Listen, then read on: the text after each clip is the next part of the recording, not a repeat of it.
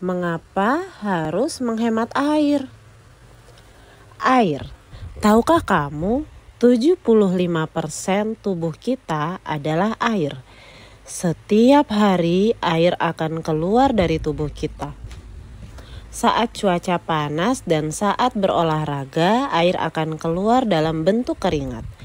Air juga keluar saat kita buang air kecil.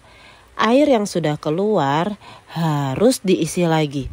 Kalau tidak, akan terjadi dehidrasi.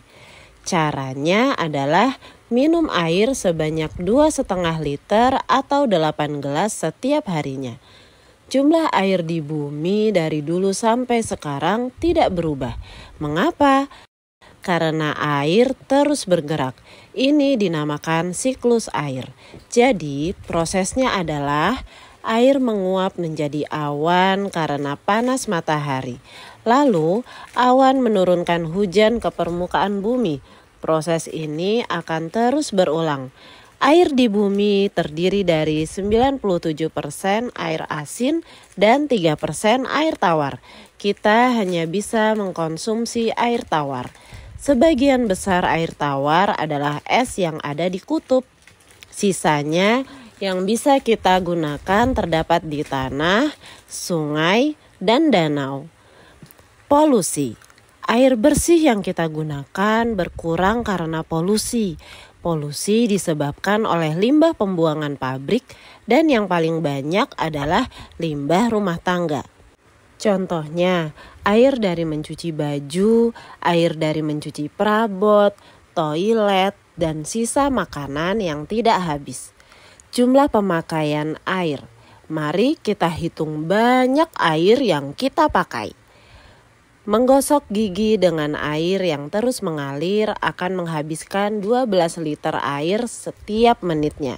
Jika kamu menggosok gigi selama 2 menit, maka air yang terpakai adalah 24 liter. Mandi dengan bathtub menghabiskan 112 liter air. Menyiram toilet membutuhkan 24 liter air per flush.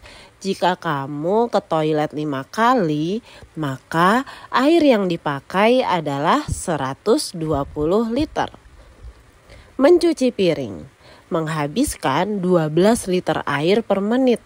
Jika kamu mencuci piring selama 5 menit, air yang terpakai adalah 60 liter.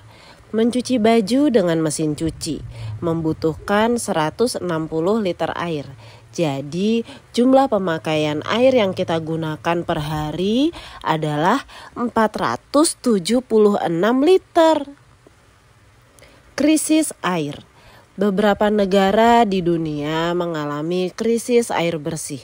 Penduduk di negara Kenya hanya bisa memakai 95 liter air per hari. Air bersih sangat sulit didapatkan karena adanya kekeringan. Kaum wanita dan anak-anak harus berjalan sangat jauh untuk mendapatkan air. Perjalanan yang dilalui selain panas dan jauh juga berbahaya karena tingkat kriminal di daerah ini cukup tinggi. Air yang mereka dapat juga mengandung bakteria yang dapat menyebabkan penyakit-penyakit berbahaya seperti diare dan dehidrasi. Menghemat air. Bagaimana cara kita menghemat air? Berikut beberapa yang dapat kamu lakukan. Yang pertama, saat menyikat gigi, taruh air dalam gelas untuk berkumur. Jangan biarkan air terus mengalir dan pastikan keran air tertutup dengan benar. Kedua, saat mandi gunakan shower karena pemakaian airnya lebih sedikit daripada menggunakan gayung atau bathtub. Usahakan mandi tidak lebih dari 5 menit ya.